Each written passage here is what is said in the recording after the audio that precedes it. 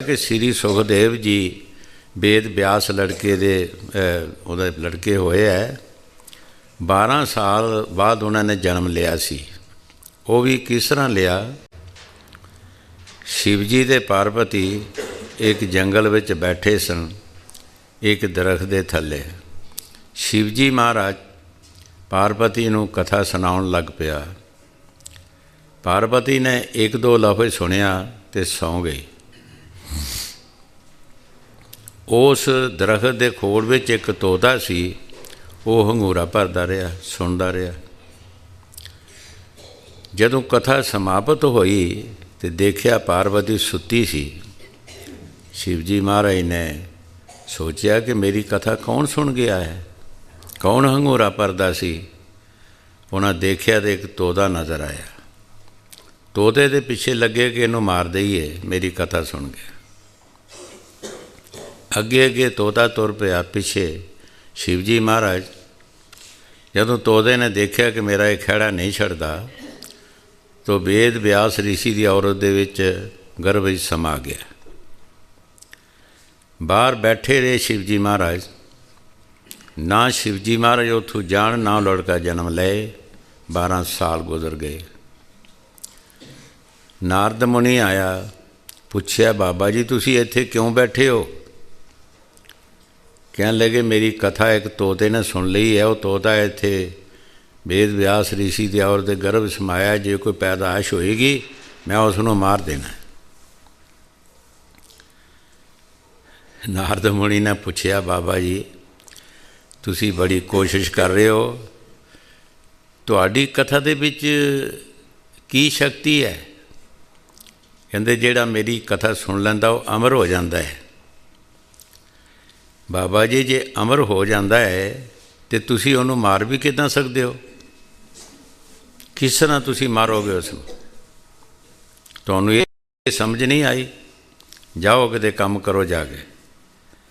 12 साल के बाद शिव जी महाराज उत्थों गए और उस लड़के ने जन्म लिया। उसका नाम रखिया श्री सुखदेव जी। छोटी उम्र दे विच ही वो लड़का घरों निकल चलिया, जंगल नूं तुर पिया। पिछे पिछे ऋषि वेद व्यास भी तुर पिया। पिछे देखिया पिता जी तुसी मेरे पिछे क्यों आ रहे हो? बेटा सानू बड़ी आश सी कि साढ़े घर कोई औलाद होएगी, साड़ी कोई सेवा करेगा, पर तू छोटी उम्र च ही जंगल नूं तुर पिया। पिता जी तुसी मैनू जंगल च जाण दिओ, कोई ईश्वर की तपस्या करन दिओ। मैं बहुत दुख पाया 84 विच। 105 जन्म की मैनू खबर है कि जो जो मैं दुख पाए 5 जन्मां का तुहानूं हवाला दसदा हाँ, 100 का तुसी अंदाज़ा ला लिओ। कहंदे पिता जी एक जन्म मेरा कुत्ते दा आ गया। मैं किसी मैदान विच सहब सभा लेटिया सी, किसी जांदे राही ने मेरे सिर च लाठी मार दी, मेरा सिर पट गया और मेरे सिर च कीड़े पै गए। पिता जी जिस घर मैं जावां भुख ने सताया, एक शरीर का दुख, एक शरीर भुख। जिस घर मैं जावां वो अगे ही लाठी लैके तैयार होवे, मेरी कोई बात ना पूछे। बहुत दुखी होया, परमात्मा ने दया की, मेरी देह छुट्टी। दूसरा जन्म एक मैं घोड़े का आ गया। घोड़े का जन्म आया तो घोड़ा मराशिया ने खरीद लिया, तो मराशी पट्ठे पुट्ठे तो घट पाण, लगाम जिहड़ा आवे चाड़े मैनू तो दबाड़ते फिरन। पिता जी वो भी जन्म मैं बहुत मुश्किल भुगता है। तीसरा जन्म मेरा एक पिस्सू छोटा जिहा हुंदा है, एक कीड़ा जिहा हुंदा, वो पिस्सू उहनूं कहंदे आ, होर पता उहदा होर भी नाम होएगा। उस जन्म विच मैं आ गया। एक औरत के कपड़िਆਂ 'च मैं वड़ गया। वो औरत अपने पति नूं बाहर रोटी लैके जा रही सी। गर्मी की बार सी, मैं अपनी सुभाਅ नाल उहनूं दंदी वड्डी, उसने खुरकिया, उहदे नहुं चढ़ गया। मैं पिता जी वो मैनू हथ च मली जाए, ना सुटे ना मारे, मेरी जान नक आ गई। बहुत दुखी होया। एक रेत आई तपी ही बड़ी, अग वर्गी, ਉਹਦੇ ਵਿੱਚ मैनू सुट दिता। मैं धाना की तरह ਉਹਦੇ 'ਚ भुज गया, धाना की तरह भुज गया। पिता जी वो भी जन्म मेरा समाप्त होया। चौथा जन्म मेरा एक गधे का आ गया। गधा धोबियां ने खरीद लिया। धोबी कपड़ियां की पंड पाए तो घाट ते लै जाए, घाटों घर लै आवे। एक दिन छोटा जिहा नाला बगदा सी, बदल आउण कारण ਉਹਦੇ 'ਚ जिल्लन आ गई।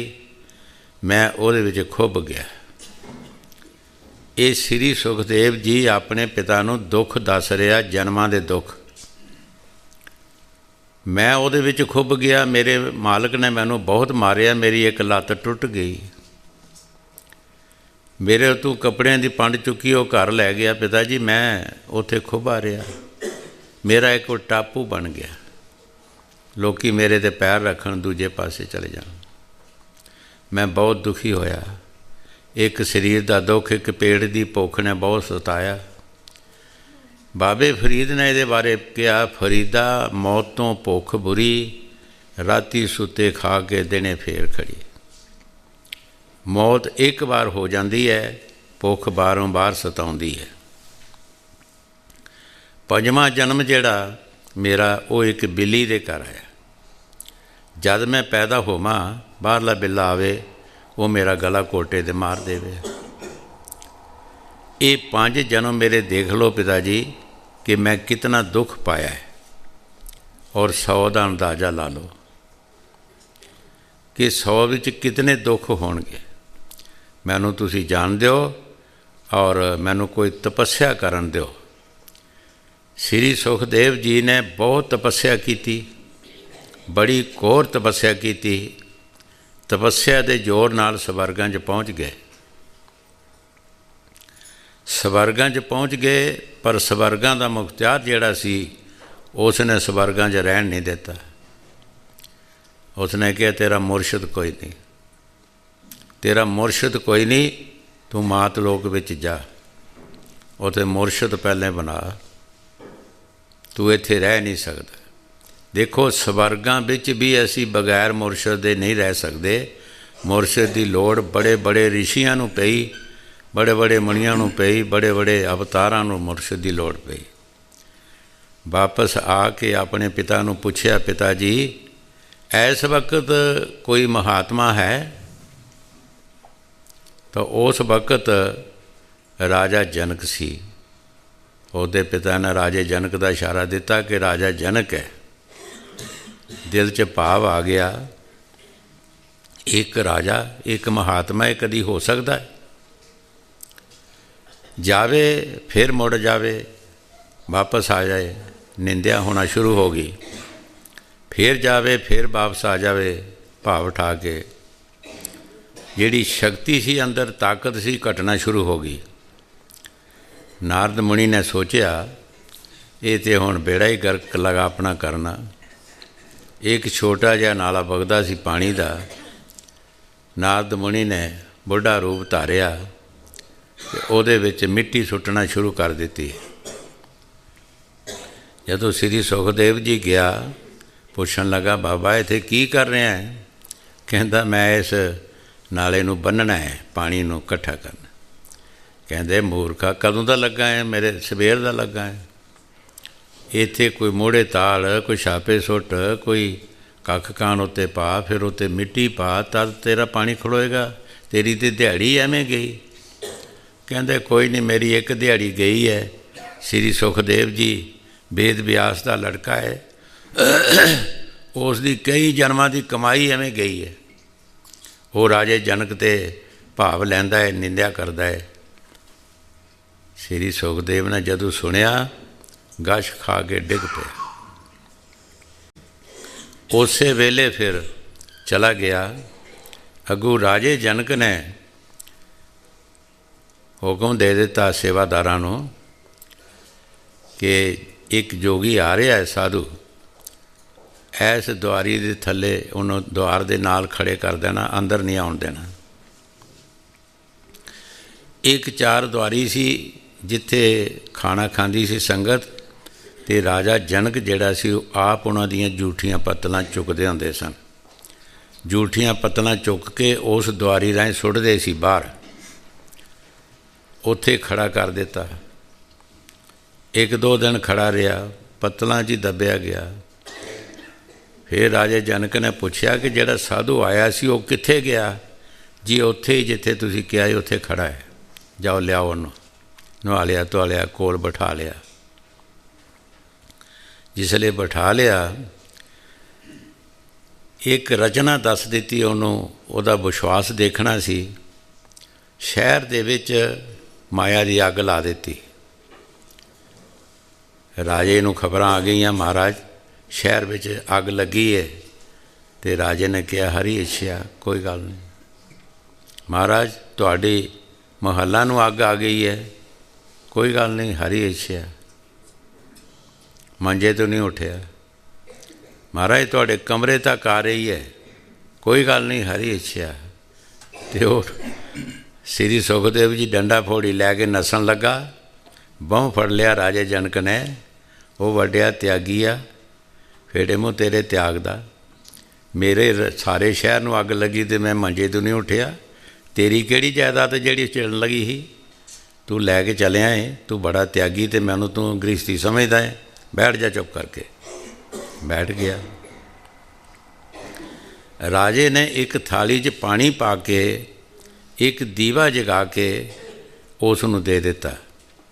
ਇਹ ਸਾਰੇ ਸ਼ਹਿਰ ਦੇ ਵਿੱਚ ਫਿਰ ਕੇ ਆ, ਪਾਣੀ ਵੀ ਡੁੱਲਣਾ ਨਹੀਂ ਚਾਹੀਦਾ ਔਰ ਦੀਵਾ ਵੀ ਬੁਝਣਾ ਨਹੀਂ ਚਾਹੀਦਾ। ਅਗਰ ਬੁਝੇਗਾ ਤਾਂ ਤੂੰ ਨਰਕਾਂ ਨੂੰ ਜਾਏਗਾ। ਸ਼ਹਿਰ ਵਿੱਚ ਹੁਕਮ ਦੇ ਦਿੱਤਾ ਕਿ ਹਰ ਜਗ੍ਹਾ 'ਤੇ ਡੈਕੋਰੇਸ਼ਨ ਕਰੋ, ਅੱਛੇ ਅੱਛੇ ਸੋਹਣੇ ਸੋਹਣੇ ਚੀਜ਼ਾਂ ਲਗਾਓ, ਬਾਜ਼ਾਰ ਸਜਾਓ ਸੋਹਣੇ ਸੋਹਣੇ। ਸ਼੍ਰੀ ਸੁਖਦੇਵ ਜੀ ਚਲਾ ਗਿਆ, ਸਾਰੇ ਸ਼ਹਿਰ 'ਚ ਫਿਰ ਕੇ ਆਇਆ। ਰਾਜੇ ਨੇ ਪੁੱਛਿਆ ਕਿ ਫਲਾਣੇ ਚੌਂਕ ਦੇ ਵਿੱਚ ਕਿਹੋ ਜਿਹੀ ਰੌਣਕ ਸੀ? ਜੀ ਮੈਂ ਨਹੀਂ ਦੇਖੀ। ਫਲਾਣੇ ਬਾਜ਼ਾਰ 'ਚ ਕਿਸ ਤਰ੍ਹਾਂ ਸੀ? ਜੀ ਮੈਂ ਨਹੀਂ ਦੇਖੀ। ਜਦੋਂ ਸਾਰੇ ਪੁੱਛਿਆ, ਕਹਿੰਦਾ ਮੈਂ ਦੇਖਿਆ ਨਹੀਂ ਜੀ ਉੱਧਰ। ਕਿਉਂ ਨਹੀਂ ਦੇਖਿਆ ਤੂੰ? ਕਹਿੰਦੇ ਜੇ ਮੈਂ ਦੇਖਦਾ ਤਾਂ ਥਾਲੀ 'ਚੋਂ ਪਾਣੀ ਵੀ ਡੁੱਲ ਜਾਣਾ ਸੀ ਅਤੇ ਦੀਵਾ ਵੀ ਬੁਝ ਜਾਣਾ ਸੀ।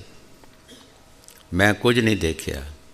ਕਹਿੰਦਾ ਫਿਰ ਇਸੇ ਤਰ੍ਹਾਂ ਇਹ ਮੇਰਾ ਰਾਜ ਪਾਠ ਜਿਹੜਾ ਹੈ ਨਾ, ਰਾਜ ਪਾਠ ਹੈਗਾ, ਮੈਂ ਵੀ ਨਹੀਂ ਦੇਖਦਾ। ਮੇਰਾ ਵੀ ਧਿਆਨ ਉਸ ਭਗਵਾਨ ਵੱਲ ਹੈ, ਉਸ ਈਸ਼ਵਰ ਵੱਲ ਮੇਰਾ ਧਿਆਨ ਹੈ। ਜਿਸ ਤਰ੍ਹਾਂ ਤੇਰਾ ਧਿਆਨ ਨਹੀਂ ਨਾ ਹੋਇਆ ਸਾਰੇ ਸ਼ਹਿਰ ਦੇ ਵਿੱਚ, ਦੀਵੇ ਵੱਲ ਰਿਹਾ ਧਿਆਨ, ਇਸ ਤਰ੍ਹਾਂ ਮੇਰਾ ਵੀ ਧਿਆਨ ਜਿਹੜਾ ਉਸ ਮਾਲਕ ਵੱਲ ਹੈ। ਇਹ ਰਾਜ ਪਾਠ ਜਿਹੜਾ ਚੱਲ ਰਿਹਾ ਹੈਗਾ, ਮੇਰਾ ਧਿਆਨ ਇੱਧਰ ਨਹੀਂ ਹੈਗਾ। ਫਿਰ ਸ੍ਰੀ ਸੁਖਦੇਵ ਨੇ ਰਾਜੇ ਜਨਕ ਪਾਸੋਂ ਨਾਮ ਲਿਆ, ਫਿਰ ਭਗਤੀ ਕੀਤੀ।